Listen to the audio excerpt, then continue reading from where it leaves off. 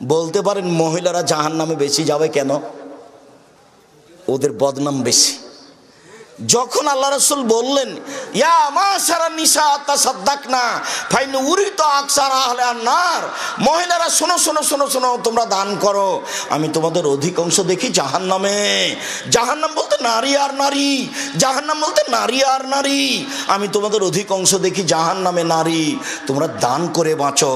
তো দান করে বাঁচো কথাটা তো হলো, মহিলা এখন বলে বসলেন লেমা কেন কেন যাবো জাহান্নামে বেশি সেটা বলেন। তখন আল্লাহ রাসূল বলছেন তুকসিরুল্লাহ আনা, তোমরা মানুষের বদনাম করো, মানুষকে অভিশাপ করো, এসে কথা বলো, এই কারণে জাহান্নামে যেতে হবে। এক।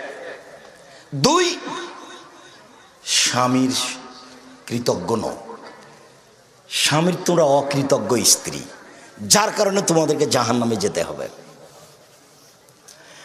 রাসূল সাল্লাল্লাহু আলাইহি ওয়াসাল্লামকে জিজ্ঞাসা করো আল্লাহর নবী মান্নাজাত, বাঁচার পথ কি? তখন আল্লাহ রাসূল বললেন শোনো, আলজাম লিসানাক, মুখে বদনাম করিও না, জান্নাত পাবা। দুই, ওয়ালজাম বাইতাক, বাড়ি থেকে বাহিরে যায় না, জান্নাত পাবা। তিন, পাপের জন্য কাঁদো, জান্নাত পাবা। আয়েশা রাদিয়াল্লাহু তাআলা আনহা বলেন আমি বললাম আল্লাহর নবী সাফিয়ার জন্য এটাই যথেষ্ট, আপনি যে সাফিয়ার অত প্রশংসা করছেন, ও তো খাটো মহিলা, এই খাটো কথাটা বদনাম হয়ে গেছে।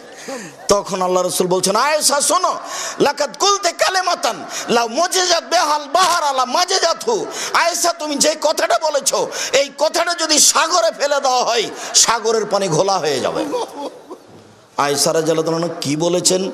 বলেছেন যে সাফিয়া খাটো, খাটো কথাটাই বদনাম।